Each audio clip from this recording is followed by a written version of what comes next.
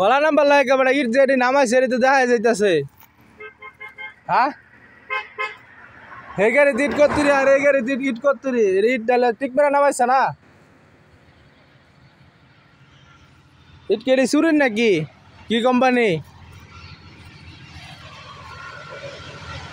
SSB. রাস্তার মধ্যে কেমনে দেখেন বলে ইট নামায়া চুরি করে ড্রাইভাররা।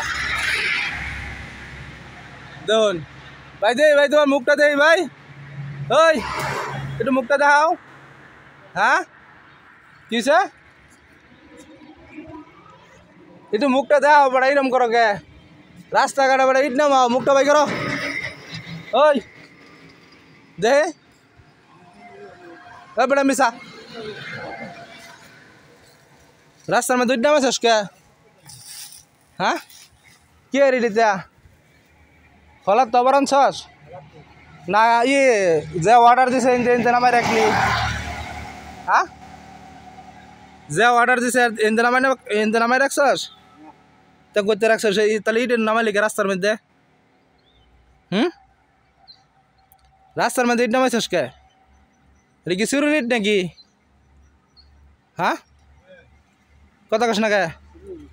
চুরির তো দেখা যা না রে তোরা মাঝ রাস্তার মধ্যে ইট নামা হেরা বড় যাস তোরা গ্রাহকের বাড়ির মধ্যে ইট রাস্তার মধ্যে কে? কারণ কি? হ্যাঁ ইট রাস্তাত কে? তাহলে এইভাবে তাহলে মানুষের ঠকাস?